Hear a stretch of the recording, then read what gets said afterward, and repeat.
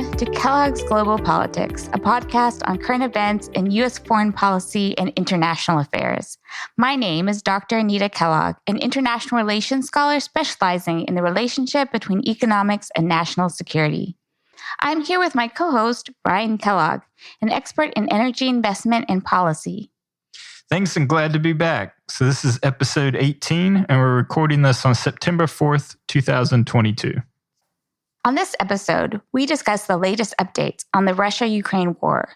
After 2 months of the front lines unchanged, Ukraine has begun its first counteroffensive to recapture the city of Kherson, which would isolate Russian troops in the south. We also consider the meaning of the G7 agreement on a price cap on Russian oil, and more on Europe's struggles to deal with its ongoing energy crisis. Brazil's presidential election will be held in October, but there are reasons to be concerned about a military coup as the current president, Bolsonaro, borrows from Trump's playbook by questioning the integrity of the voting machines. Finally, we look at the latest violence in Iraq and how it may lead to a civil war. But first, we share the latest on our own research projects on energy security and China's asymmetrical trading relationships. So, I thought we should open with a couple minutes on Paris, since that's why this episode was delayed a week. Last weekend, we were recovering from the trip, and I had a bad cold. So what was your highlight? What did you highlight for our Paris trip? Yeah, that's a good question. I don't know if I have like a clear-cut answer to that. It's funny, the things that I go back to, the things I seem to key in on any part of a trip is kind of my grocery store. So you're already laughing. Of course I am. You and Becca. I mean, Becca's favorite part, our 10-year-old daughter, her favorite part was eating. That's the only time she was happy. Try to show her the Louvre or castles or anything else. She's only happy when she was eating. Yeah. And so I feel like I have more of an excuse because, it's probably our 4th or 5th trip to Paris. We got an Airbnb. My whole goal was kind of be like, okay, what would it be like to live in Paris? And just kind of, the same experience we had in the Netherlands, but like in Paris. So I always find almost endlessly fascinating is going to the grocery store because I do the grocery shopping here. So I have like a knowledge of, prices and what things cost and all that. So I think you can tell a lot about a country and kind of its priorities by going to the grocery store. Yeah, it's true. What about French priorities can you tell by the grocery store? Well, okay, this is a good question. Yeah, so I think a couple different things in terms of like what was in terms of quality and then in terms of what's a lot cheaper in France than it is here. So on quality, I didn't tell you this, but one thing that I should have bought a lot more from that French grocery store, but the overall quality of the average product, butter, cheese, and in this case, honey. So I bought like a jar of honey and I had it. And it's like the best honey they've ever had. And it's just the store brand. It's the Carrefour. Well, this is what's funny. I didn't taste the honey. Yeah, you haven't tasted it yet, but I brought it back so you can have some of it. I see. No, I just bought one jar of it. I thought you opened it in Paris and then... But yeah, and it was like €2. And something equivalent, if you could get it in the US, would be like $8, $10. It would be this very high-end boutique. We do have to mention, though, that all agricultural products are heavily subsidized. Yeah, but that shows a country's priorities. They're making affordable these high-quality products that are heavily subsidized to the average person, so they only cost like €2. And that was the same for, cheese, wine, even though you hated the champagne that we brought back. That was cheap, though. It was only €5. But it's just, I feel like the overall average quality and price for kind of some of these certain core things, because it is heavily subsidized, because the French government prioritizes that, or I guess all EU government. But we're subsidized in the Netherlands, even though that's subsidized too. Well, the quality was good in the Netherlands. It was just they didn't have very many products. I don't know. I guess the quality was good, but the taste wasn't good. It wasn't beloved outside of the Dutch palate. No, Let's put it that way. But like if you were going to eat the tomatoes or the vegetables or whatever, they were really... Well, that was the thing. The other thing that stood out was the produce was a lot more expensive than the U.S. So I didn't really buy it because I didn't see it as a good deal. Also, the amount of it may have been just affected the stores that we got shopping. So you mean the products that are most famous, France, like cheese, is I don't cheaper? know, honey was, but... I mean, okay. I don't know that I learned anything new. Anyway, that's what I keep going back to. But I think it is, a lot of it's kind of the subsidies and what they subsidize, but then the average quality being much higher. Then you would have to pay very high premium in the US to get the same quality. Yeah. Well, you asked me what I know. No, that's pretty... Now you're like, man, I regret it. What about you? What was stood out? One, I love, the cafe culture. So if it was just me by myself in Paris, I would probably just sit in cafes all day. Just sit, people watch, maybe read some. That's pretty much what I would do. But, a lot of the things we did, we hadn't done since our very first trip to Paris a long time ago, after our honeymoon. So going back to the Louvre for the first time since then, because remember, like when we saw the Louvre at that time, we had gone to Italy for our honeymoon only a couple of months before that and seen so much art. And so I was kind of not as interested in art then. But so it was really nice to go back to the Louvre. I could have stayed there for a really long time looking at the highlights of it. Yeah, that part did stand out. I don't even, I feel like we either blitzed through it or, we were so burnt out from Italy. I remember seeing the Vermeer. Okay. Because I will always go and see whatever Vermeer museum has. So I remember doing that.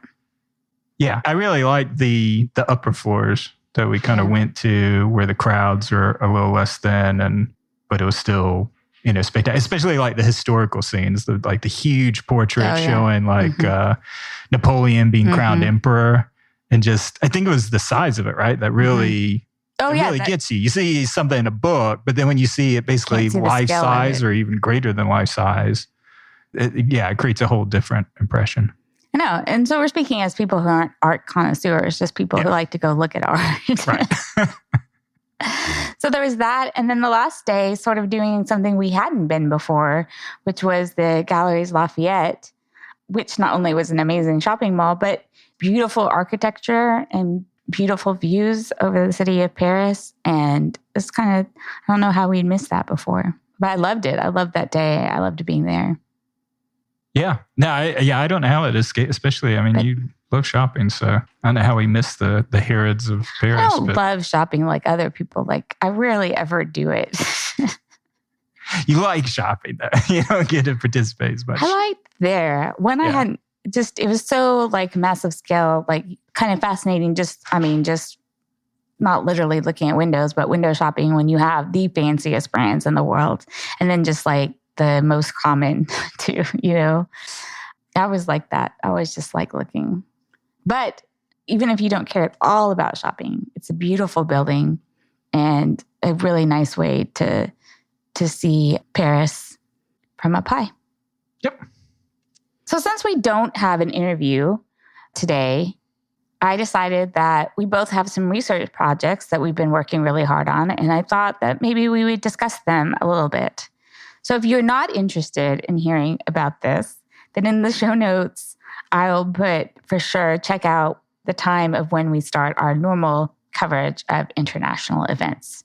But I know your project is very interesting, Ryan, on energy security. You mentioned it in our last episode because you had written the War in the Rocks piece that had been just published.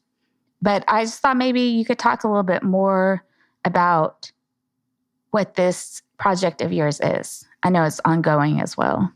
Yeah, honestly, it's pretty early stages with it, but it does grow out of that War on the Rocks piece, which really focused on, it's the acknowledgement that there's been a real shift in how global energy networks and investments are being viewed, particularly in Europe and maybe to a lesser extent the US. But the idea of the shift that energy security is important, energy security is a core component of national security. So it really kind of builds on that and trying to, essentially build kind of a framework of national energy policies that are kind of grounded in the idea of strengthening US energy security. basically as a useful guide or source for policymakers in the United States, especially as we see, and we'll talk about this later in the podcast, what Europe is going through currently and probably the worsening condition in Europe over the course of the winter around energy security. What are the things that we can do in the U.S. to prevent a similar incident happening, either here or in the future with our allies abroad? So it's really building on that, the idea of energy security is national security, that we want to avoid the fate of Germany and that ignoring energy security at your own peril. So it's really kind of the goal is to build kind of a white paper on a series of policy recommendations in the U.S. So why do we need a project like this instead of just relying on the Strategic Petroleum Reserve? Well, I think we've seen that the Strategic Petroleum Reserve has failed, in its purpose, just because the scale of it is far too small to affect global energy prices in a meaningful way. So, and we've seen, as the War in the Rocks pieces talk about, market forces alone, which, was the great hope of the U.S. shale revolution, is that private individuals, private businesses making decisions based on price incentives would be able to keep energy markets in balance, which would be good overall for consumers around the world because there'd be plentiful supply. But that's failed, based on a variety of reasons. We talked about a decade of poor returns, price volatility, and then the growing concern from capital around climate change and those long-term impacts.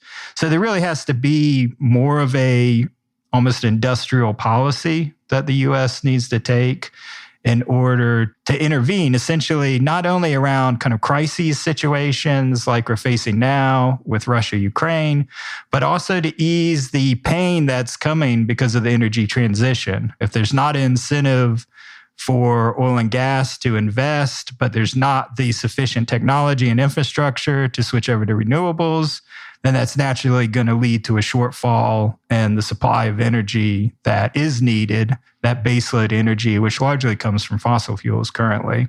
So unless the government is prepared, in a meaningful way to protect the consumer, then you're going to end up a situation like what Europe is seeing for different reasons. Yeah, so what is your proposal to deal with this situation? Well, a lot of it was the formation of a energy security agency under the Department of Energy, which is essentially seeking to kind of create what we saw in World War II, where the U.S. government partnered with American energy producers to address kind of key security challenges. So we're proposing kind of a 21st century version of that, where it's a public-private partnership, much closer aligned, and focuses on kind of a series of things that somewhat build upon the Strategic Petroleum Reserve, but also feature kind of a number of different policy positions. So the biggest thing probably got the most traction within some of the feedback I got from members of the industry was the idea of a strategic reserve of drilled but uncompleted wells that could be done on federal land, federal leases. So essentially, instead of just having kind of a supply of oil sitting in big tanks like the petroleum reserve, you actually have physical wells that the government could order up and complete those.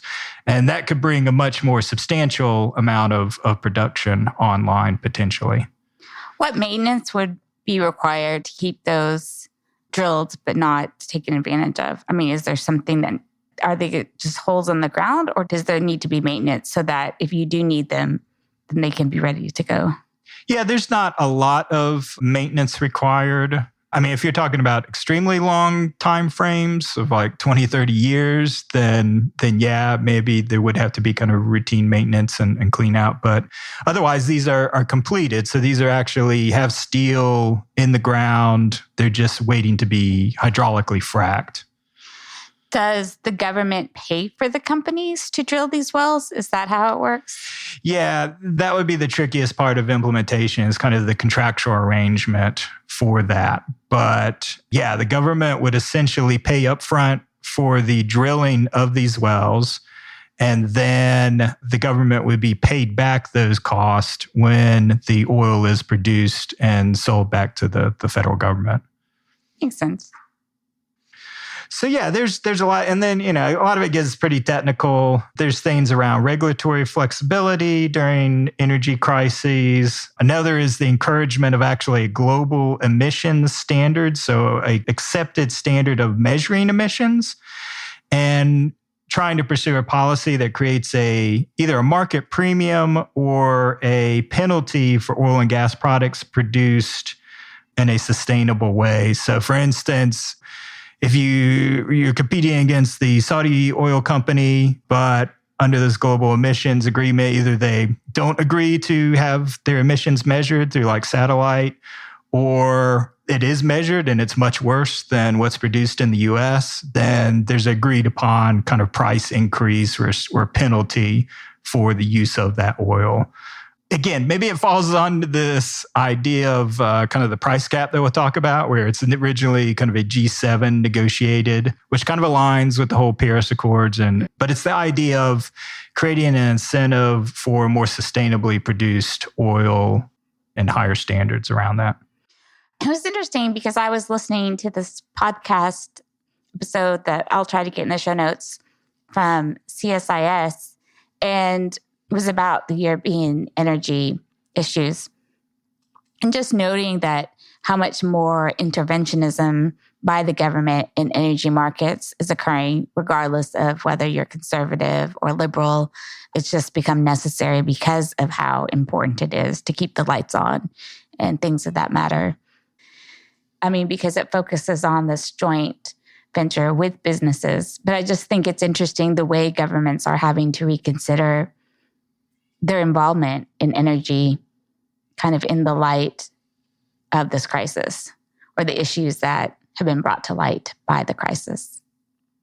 Yeah, for sure. And I mean, it's not limited to the crisis. And I mean, the government's always played a significant role in terms of the development of new technologies within the energy sector. But just to cite a recent example, the government, with the passing of the Inflation Reduction Act, has created a huge incentive for, certain either renewable technologies or carbon capture technologies through the change in their 45Q tax incentive, which has basically doubled the amount that they award for storing carbon underground.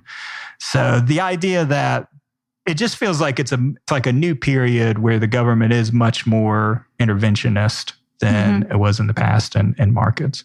Yeah. So like I said, I think it's a really interesting project that I thought that we should highlight here.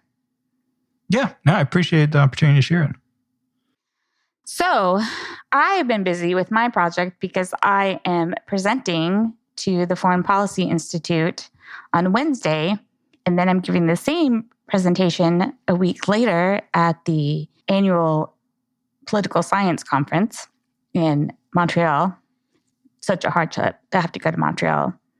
But basically, this project looks at the argument of China's asymmetrical trade relations. So a lot of people think and have made the case that because many other countries depend more on China for their export markets than China depends on them, then that gives China the power to be able to use that to put pressure on those governments to make political decisions that they would like to influence.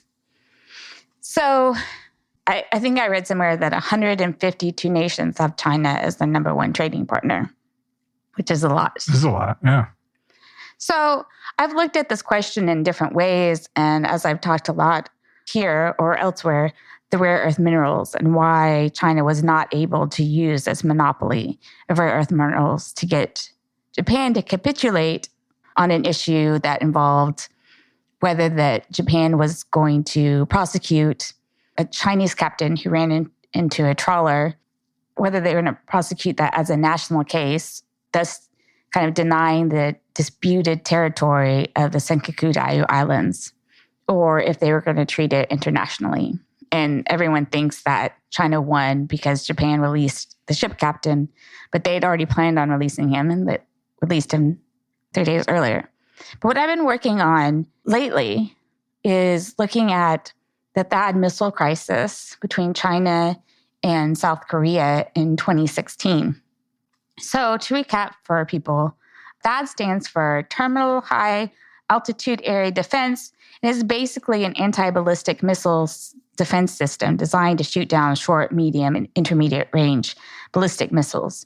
So the idea is that this is to prevent missiles being launched from North Korea, to be able to shoot those down.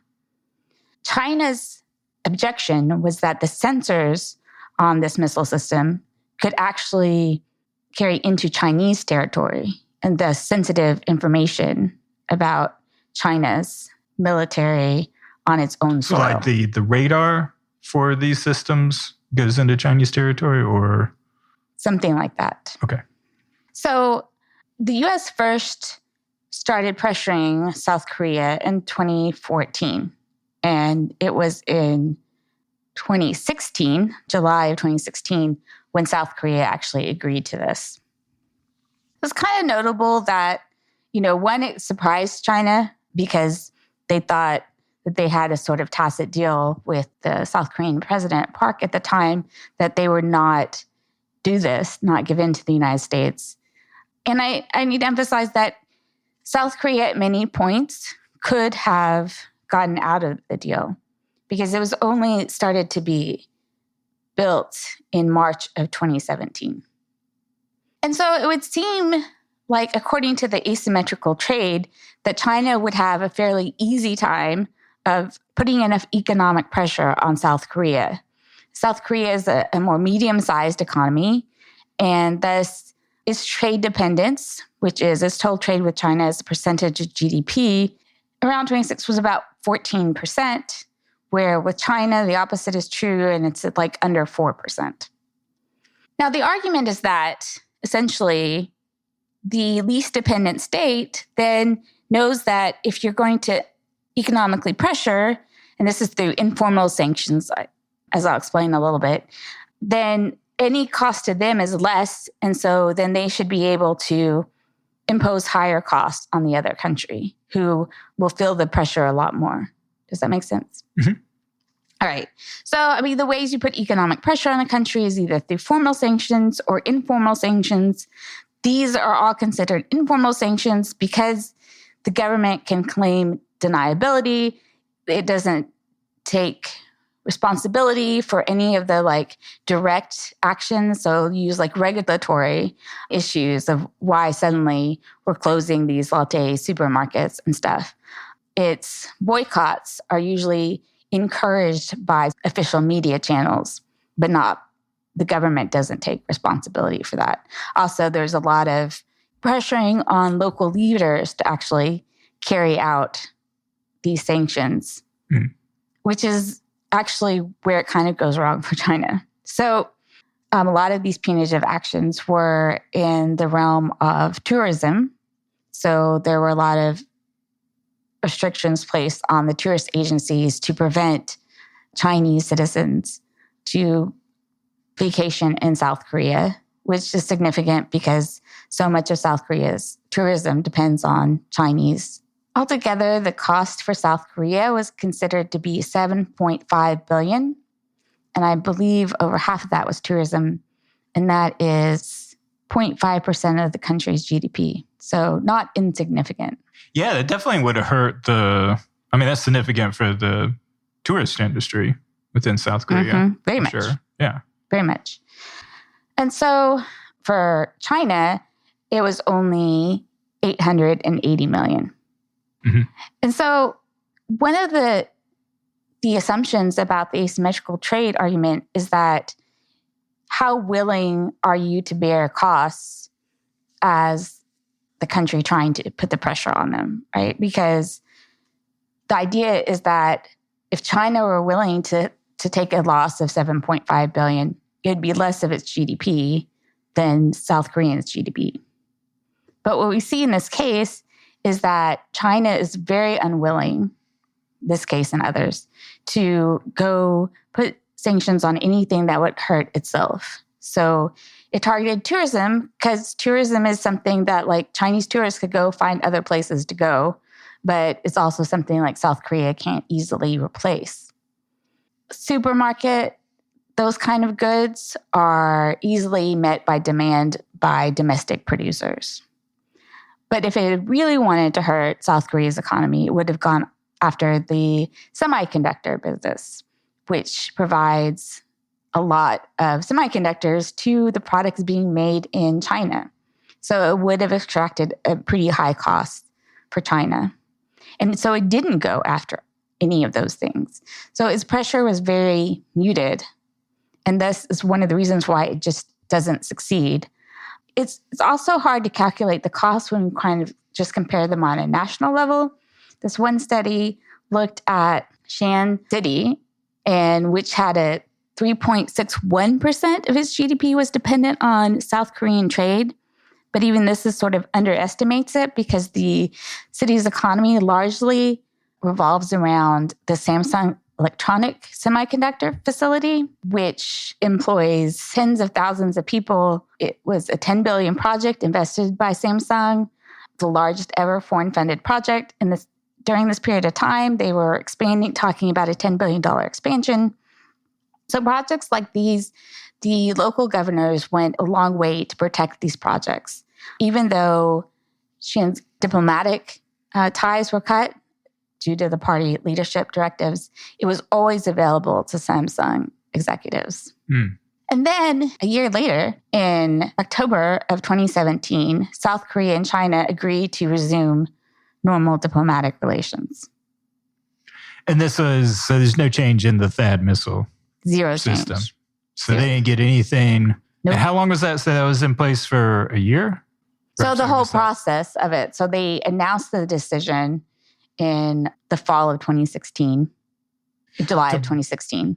That was just... Okay, July for the boycott of the South Korean tourism or going to South Korea. So it began in August of 2016. Then it was not sure that South Korea would continue to uphold that agreement. So actually things calmed down a little bit in December.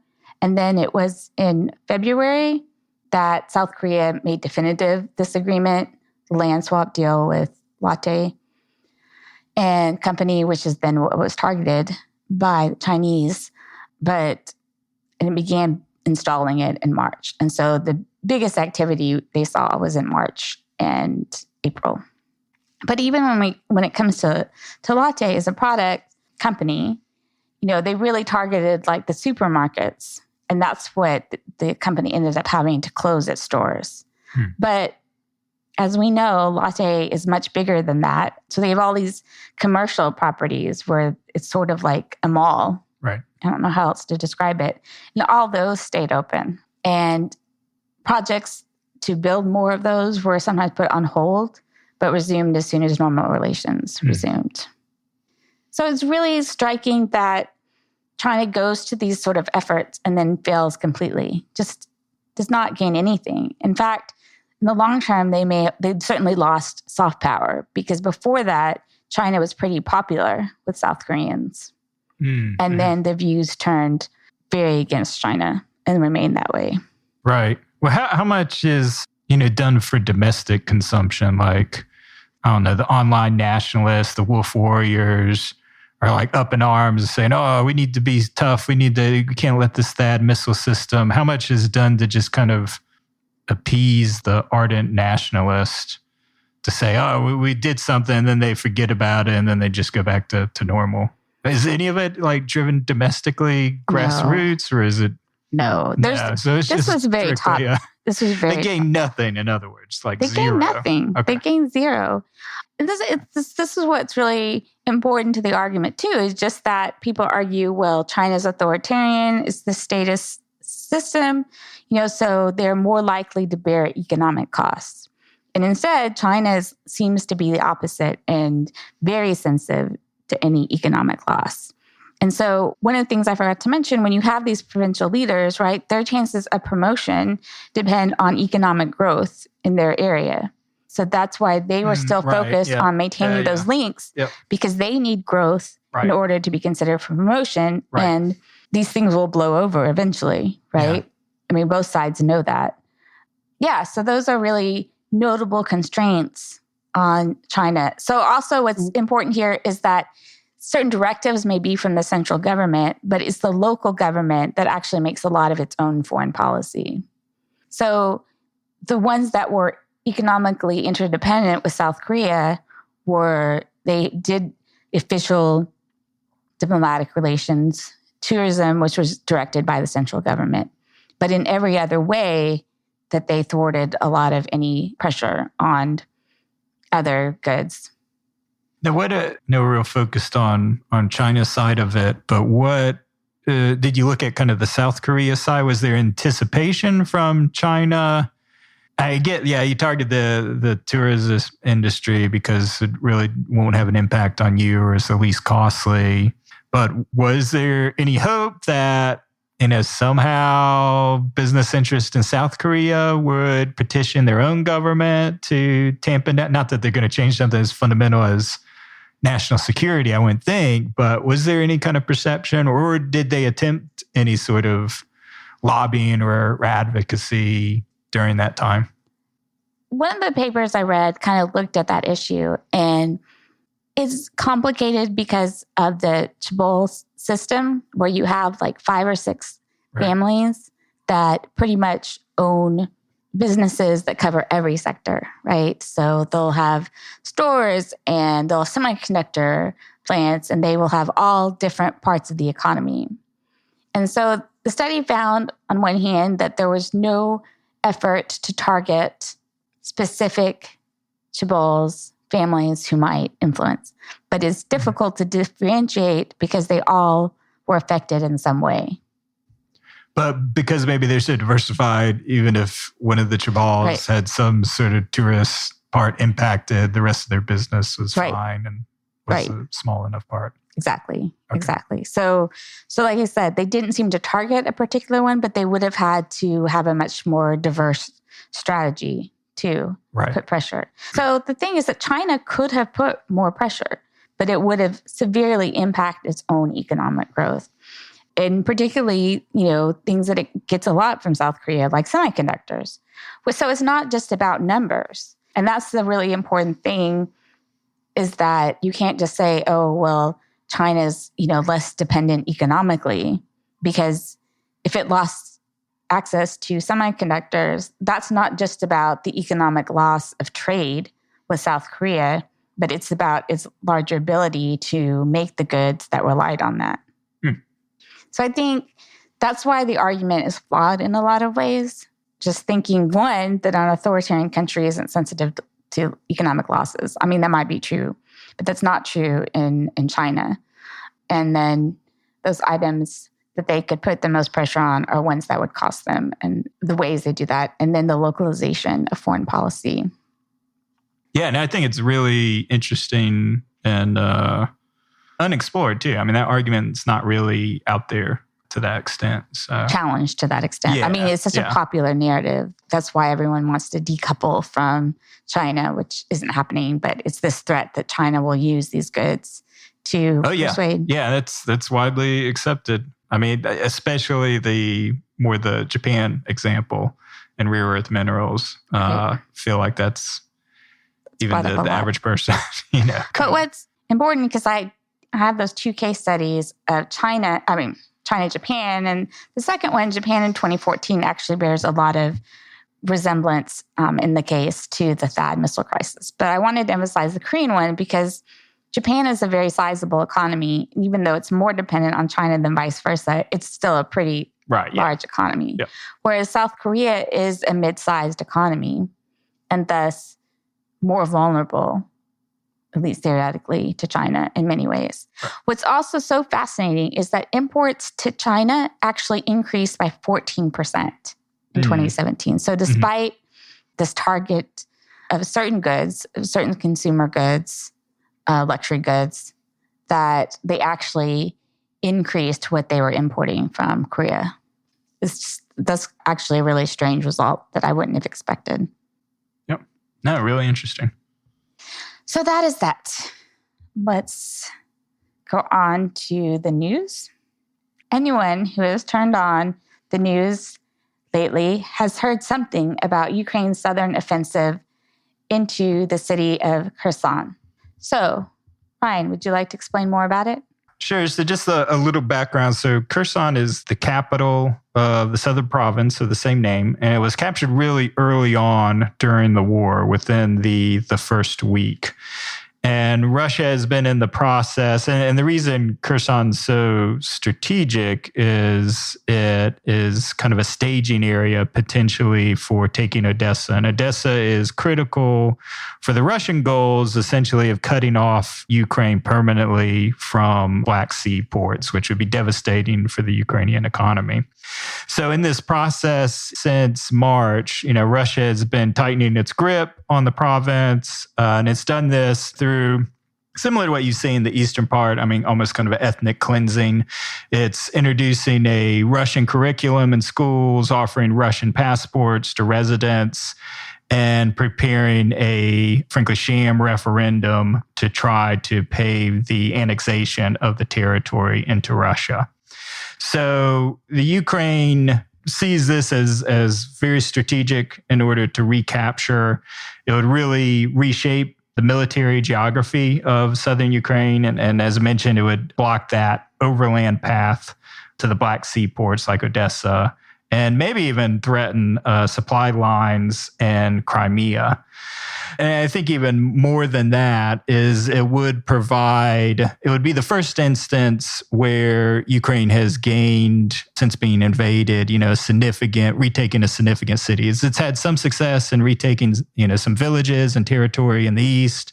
It's beginning to push kind of the south, but taking Kherson would be a huge symbolic and strategic victory for Ukraine, and would send the signal to its Western allies, the US and EU, that all of the funds and the sacrifices, particularly in Europe around energy prices, are worth it. That, now that the Ukrainian military is supplied with sufficient offensive military equipment, particularly the HIMARS mobile rocket artillery system that the U.S. provided, that it has the capability to really punish Russian forces and force them back.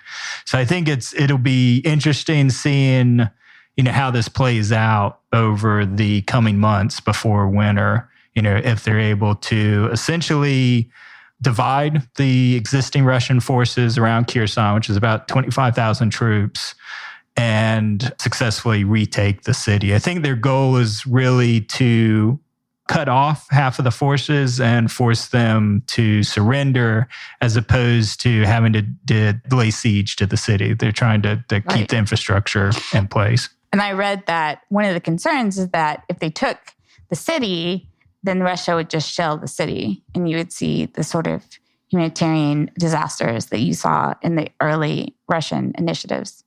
Yeah, that's the key too, is whatever Ukraine takes in terms of territory, they have to be able to hold it over the winter period when things just become more difficult to kind of wage.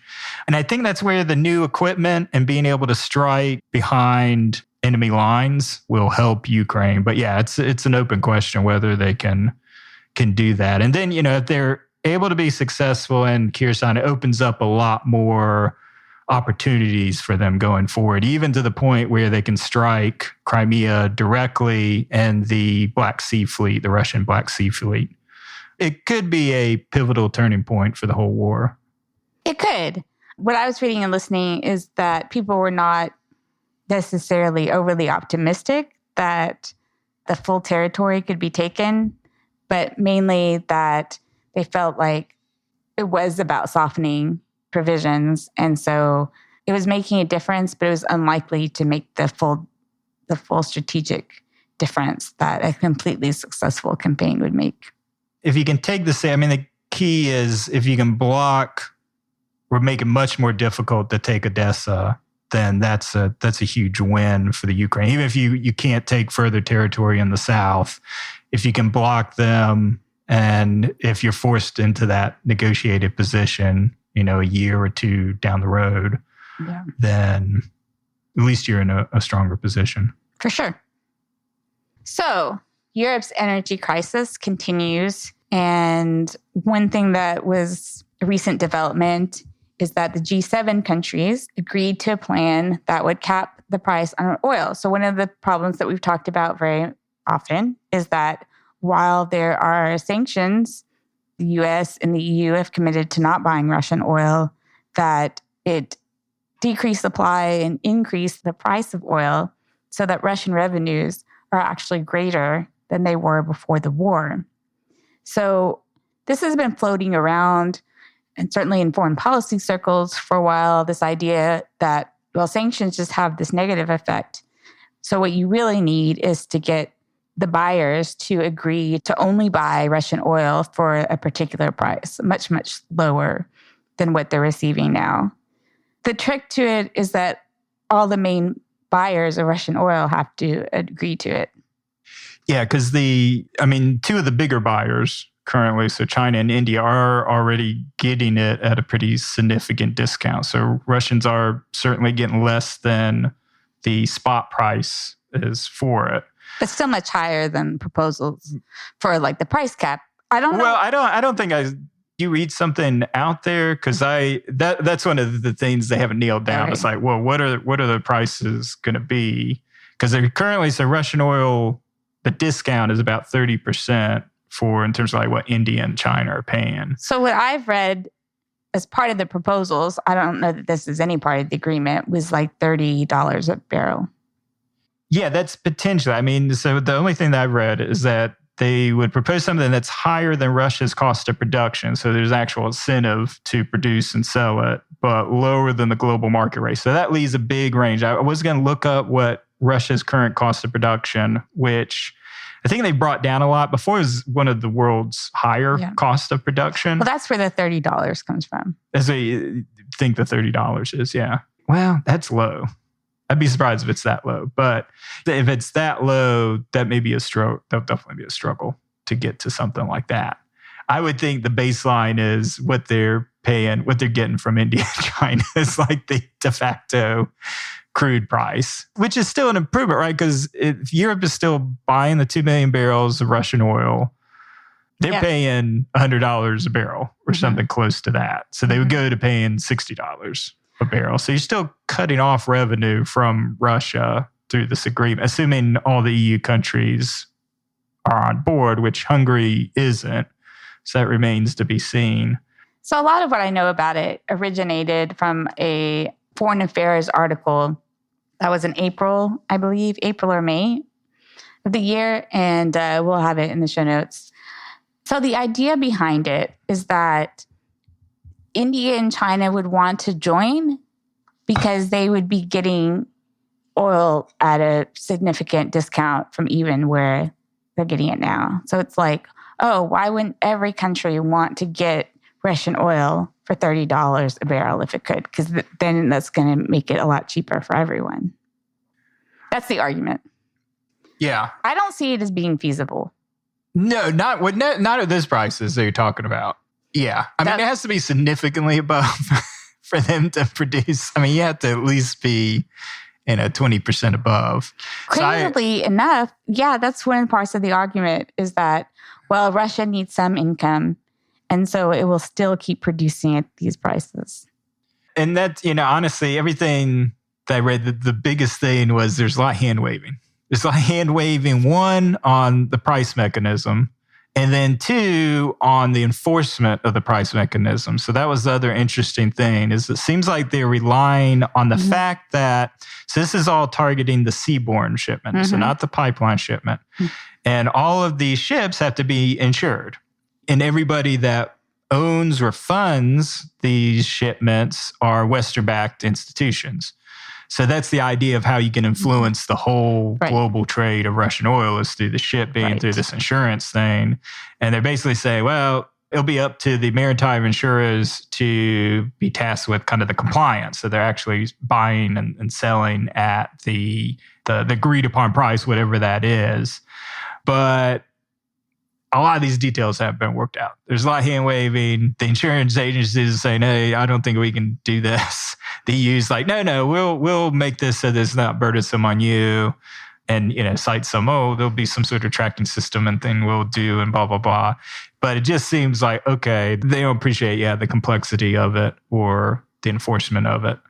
I swear this idea sounds exactly though like it hasn't advanced in feasibility or practicality than this article. I mean, it's called The Right Way to Sanction Russian Energy.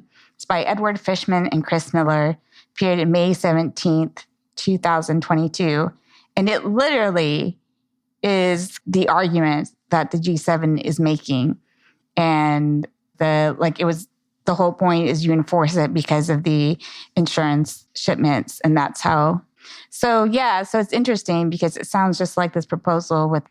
Yeah. And I think the interesting thing you've seen already is that Russia has kind of countered that move within days, going back to our favorite pipeline, Nord Stream, that we talked about last time. So Nord Stream 1 has gone down again for maintenance and is not coming back on. That was the big announcement. Essentially, they've cited a technical reason, but the manufacturer, so the German company Siemens, has already said that it's not a valid technical reason. So clearly they're playing politics with this as punishment. And as a result, gas prices already very elevated in Europe. We're up another 30% last week on this news, which essentially is now the equivalent of over $400 per equivalent barrel of oil if gas is kind of converted to the oil price. And electricity itself, again, being affected because it's priced by the last marginal producer, which is often gas plants. Within Germany, for instance, where Nord Stream really impacts kind of their market most directly, daytime prices for electricity are up year over year from 60 euros per megawatt hour to 1,200 euros per megawatt hour. So just astronomical. Something I couldn't understand myself, which is how electricity is priced in Europe, because apparently it does not run proportional to the increases in oil price or gas price. So how is it so much higher? Even the percentage increase. Oh, the percentage increase. Yeah, I think it has to do, and I'm not an expert on this or understand.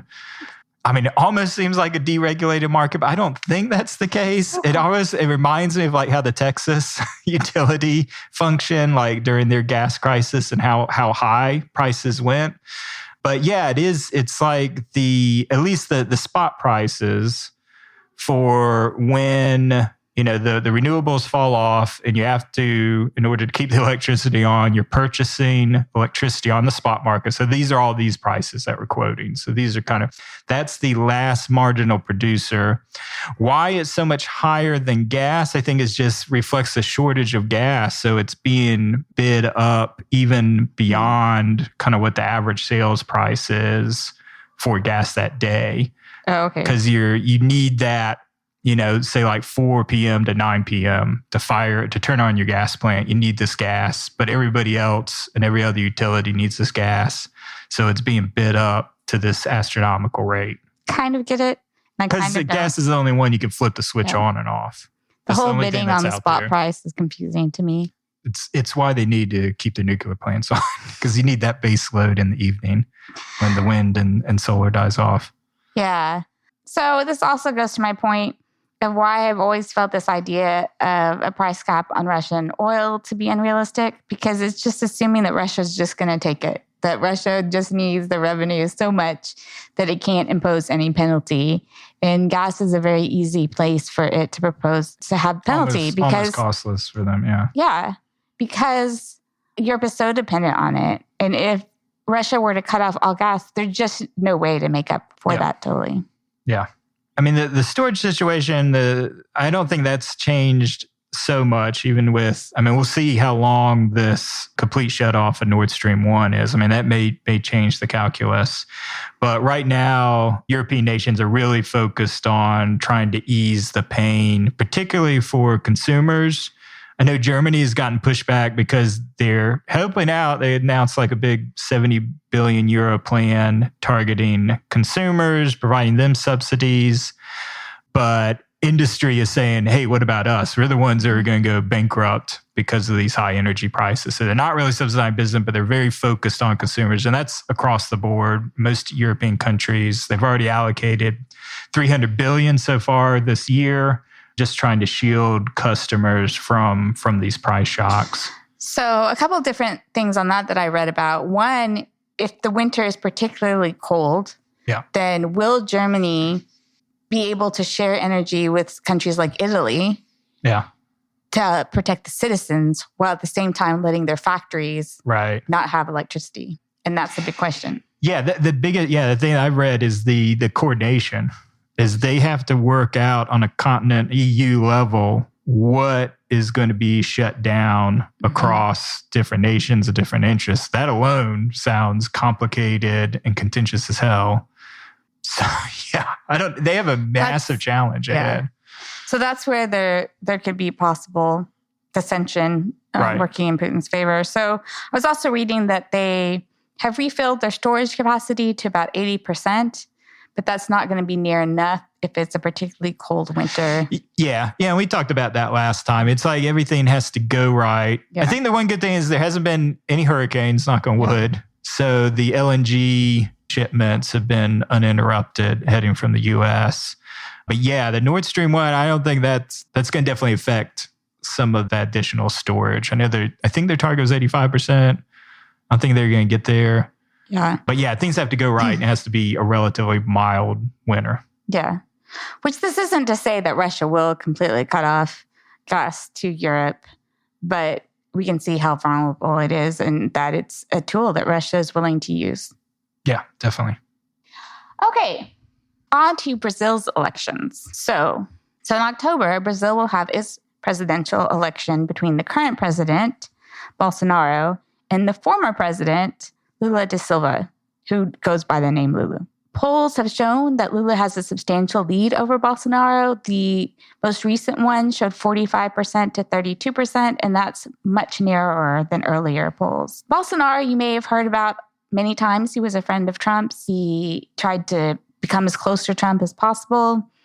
His COVID strategy was Trump often referred to it because basically they had no COVID strategy and they just called it a small flu, which actually meant that led to Brazil having 10% of the global COVID deaths, even though they only have about 3% of the world's population. So basically, he is adopting a strategy to undermine the election process. He has also repeatedly gone on record to say that he will not accept a result in which he is not the winner and said, only God can remove me from office. Also notable, like Trump's movement, evangelical Christians form a very strong base. So there's obviously some political. It's amazing the parallels between the guys, and even the whole tactic of months ahead, discrediting the election if he doesn't win, the whole challenging the voting machines, a la the Dominion voting systems here. It's like they just kind of feed off of where Trump provided him essentially kind of a playbook. Right. And so he's referred to the tropical Trump. But what made me think is we talked about how Orbanism was something that was exported or has been exported to a lot of countries, and how to move your government to the right without being completely authoritarian or it's authoritarian light. But in some ways, here we're exporting Trumpism. So one of the American exports is not democracy in this sense, but is anti-democratic. Right. And so it just kind of also emphasizes the danger that this movement here poses globally. So one of the things that Bolsonaro has that Trump did not was the support of the military. And they have been very adamant into questioning the integrity of the voting machines. So basically, a couple of days ago, they forged a deal with the Election Commission for security tests before and during the election. One of the disputes is over how many of the voting machines can you actually test during Election Day. Apparently, there have been agreements before, but should this go through, it could possibly eliminate one of the main charges. But this military support of Bolsonaro, who is also in the military, sort of definitely has sparked the fears of a military coup, which is very resonant in Brazil because they were ruled by a military junta from 1964 to 1985.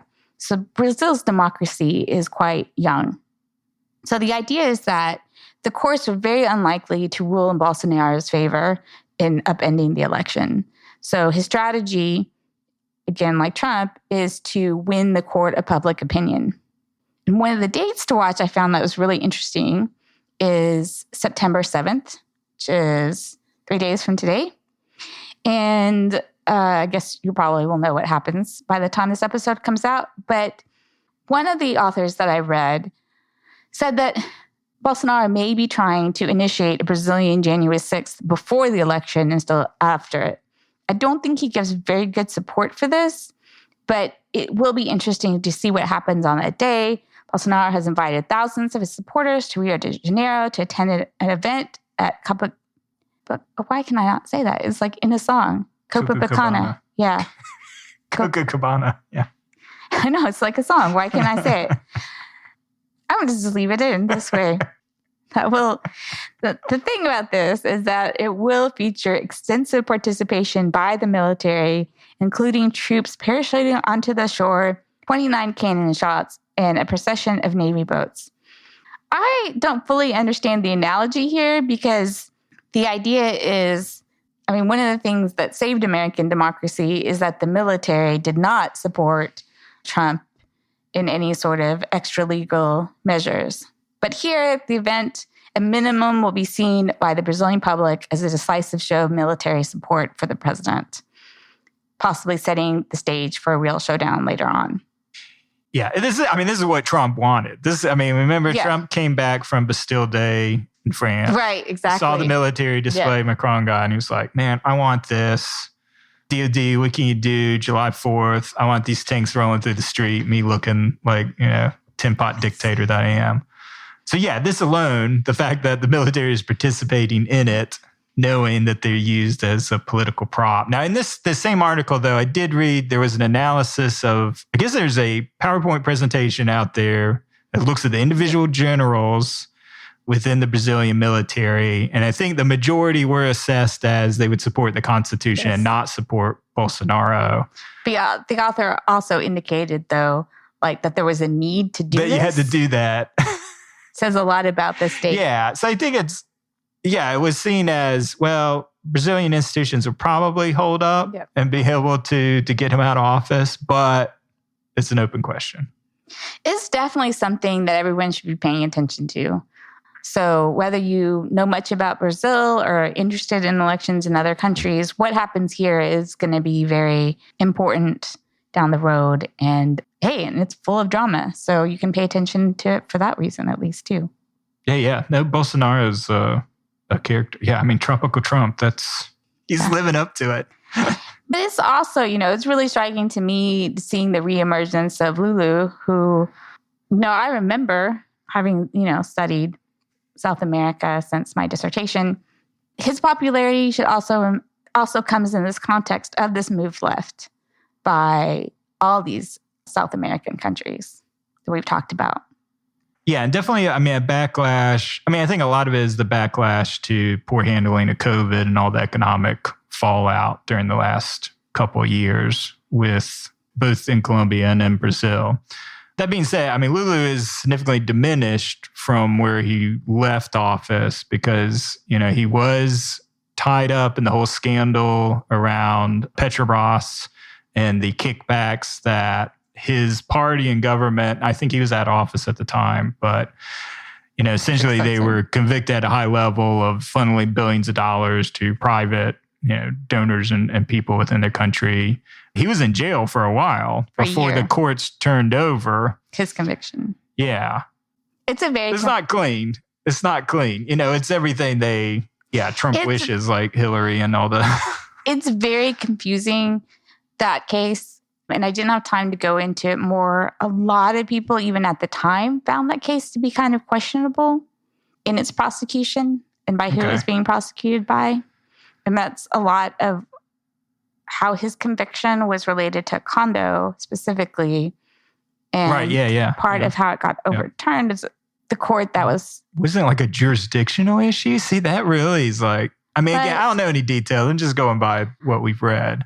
But I would like to read more to understand. Yeah, and I encourage everybody to do that. It's complicated. I don't have any defense. I don't know enough about it. I just remember at the time, a lot of Latin America watchers were really unhappy about it and did think that this was more of a political prosecution. But that stands, I don't know the actual facts and how guilty or not guilty he is. Right, yeah. At least one of those articles remained biased towards him.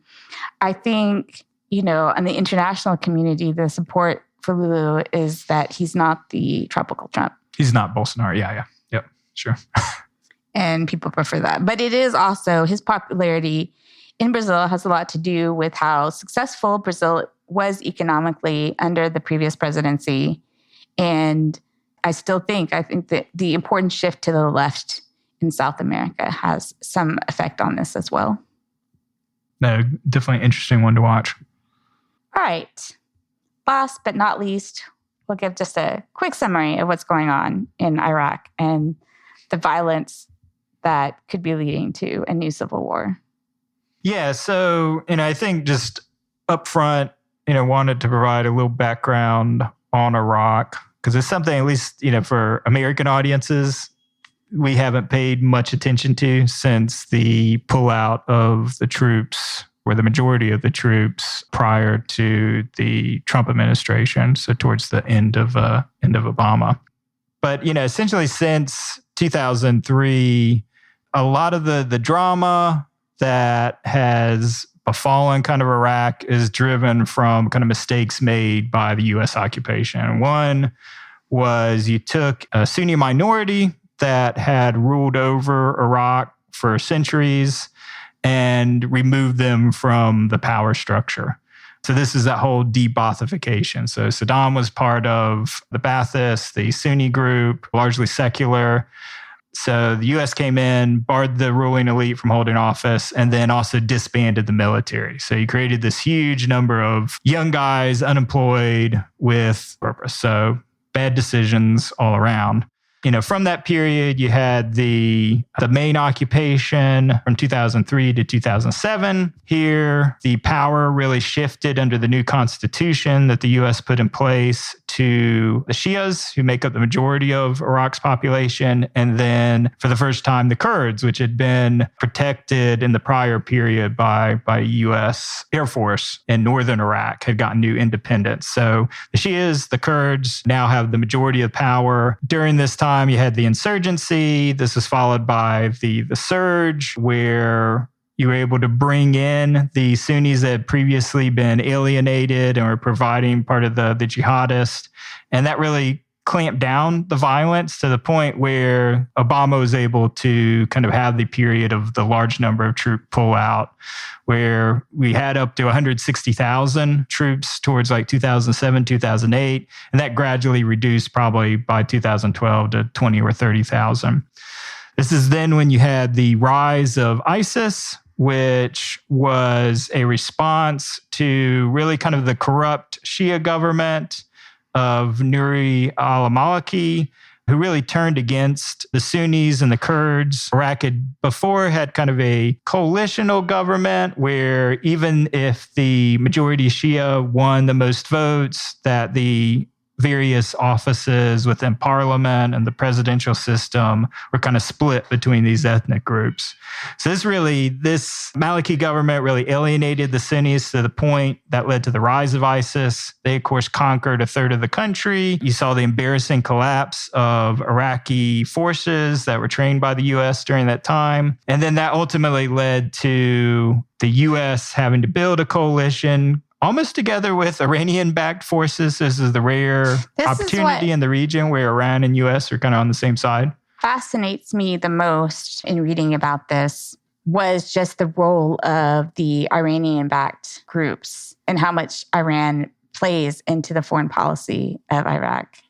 Oh, yeah. Yeah, no, they're a huge factor, and we're easily the ones who gained the most from the removal of Hussein.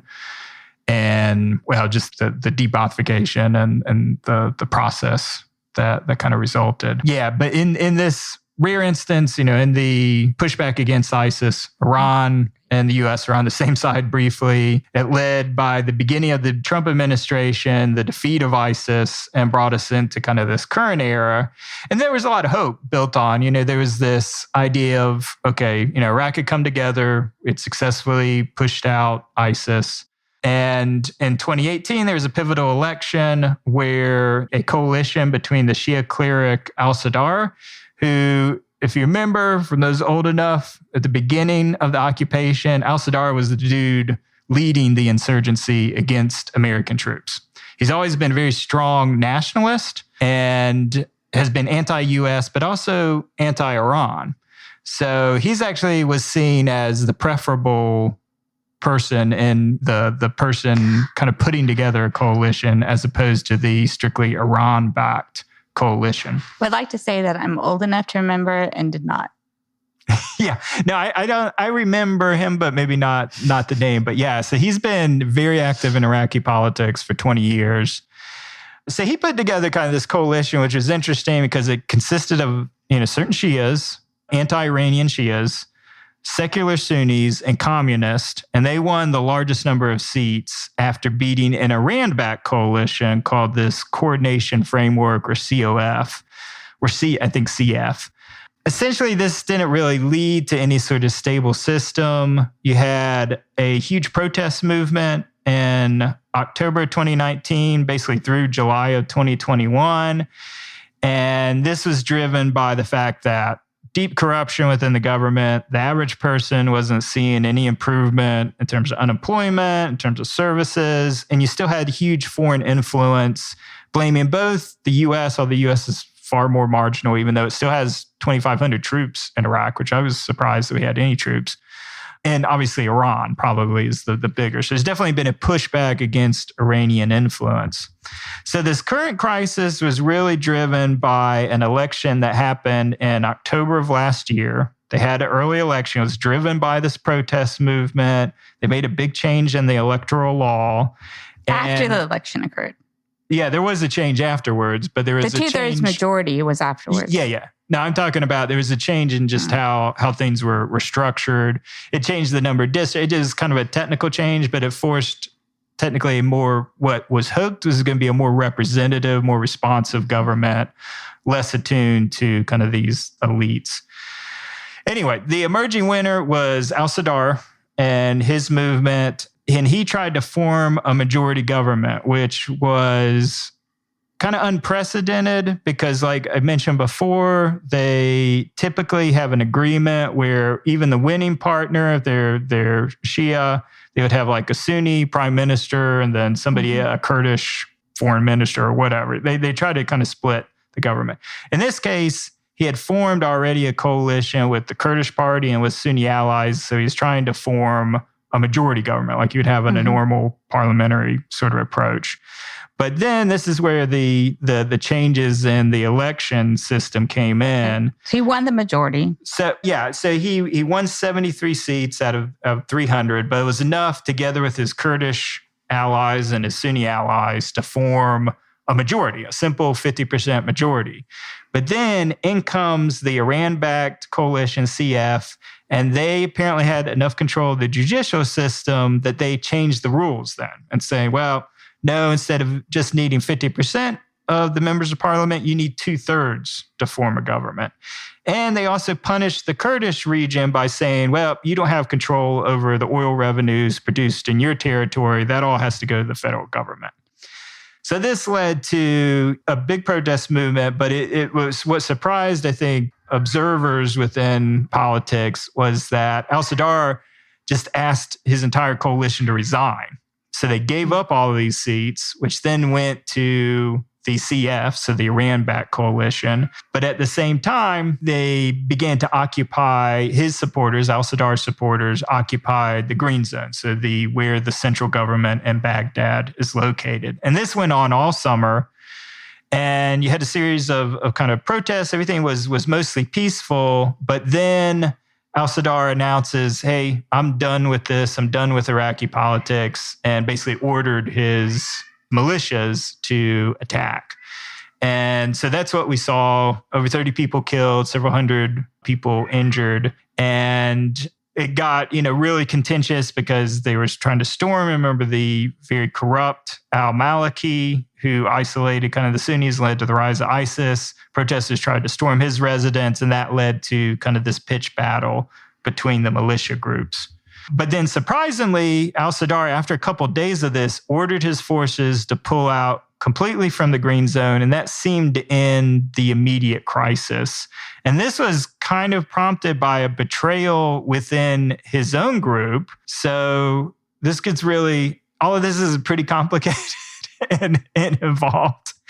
But remember, this is like two different Shia groups. So this is an intra-religious. So that's also what's really notable about this. Yeah. It's not sectarian. So much of the violence, especially in the beginning of Iraq, was Sunnis versus Shiites and such. But this is an inter-Shiite sort of conflict. Yeah.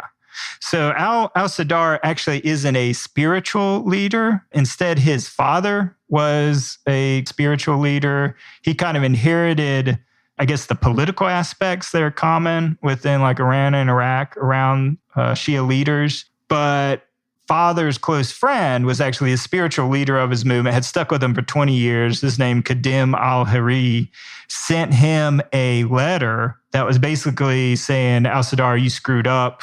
You're a betrayal. And actually told, this is the real shocking part, told his followers that I'm done being your spiritual leader. Look to Khomeini, so the Iranian leader, which is crazy because al-Sadr's whole brand is being anti-Iranian.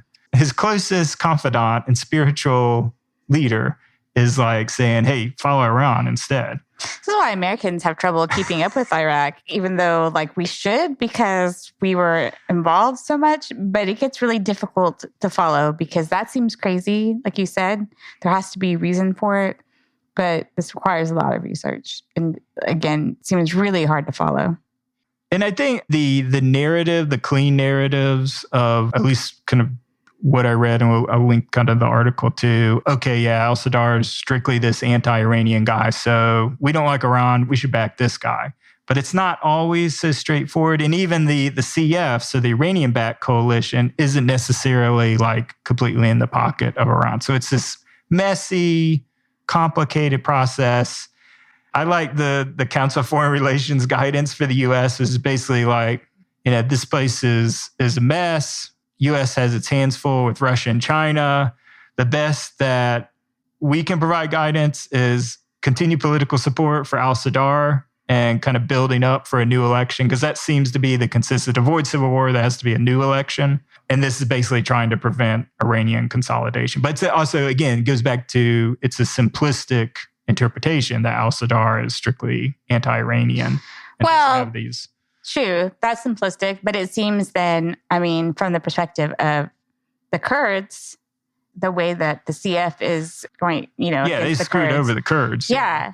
And I think the U.S. should also be supportive of helping. Yeah, if there's any group that we should support in Iraq, it should be the Kurds, because they have been the most loyal allies in the region. Yeah, so confusing. I hadn't gotten to your final point. So as we were talking about this and as I was reading it, I was like, how do you resolve this outcome? Because the fact that when you withdraw all your members of parliament, right? Now it's actually a common tactic when you want to dispute the legitimacy of elections before. So that's why in a lot of authoritarian regimes or countries that are sliding towards authoritarianism, you will often see one party just bow out completely because there won't be fair elections and they don't want it to look like, oh, people had a real choice between us and them. It seems more unusual to do this after the election, but it definitely is something to do if you want to initiate a political crisis and not allow the other government to rule legitimately. Yeah. So I see how only a new election will resolve this. Yeah, and I think, part of it was a power play to show that, he clearly has full command over his militia. He tells them to attack, they attack in force. He tells them to pull back, they pull back. So it was definitely a flexing on his part to show that he still has he's still a committed power player within the area. I didn't read anything that was like, well, okay, this definitely seems like this is going to lead to a new election or has to lead to a new election. Otherwise, they're staring at a civil war. So I think that about covers it for today. Yeah, that's the episode. All right. Well, that brings us to the end of this episode of Kellogg's Global Politics. You can visit our website at www.kellogg'sglobalpolitics.com and follow us on Twitter at Global Kellogg or me at AR Kellogg. You can also reach us by email, Anita at kellogg'sglobalpolitics.com and myself, Ryan at kellogg'sglobalpolitics.com. As always, please see the show notes for the articles we discussed in the episode and leave a rating and review on your favorite podcast provider. Bye, y'all. Bye.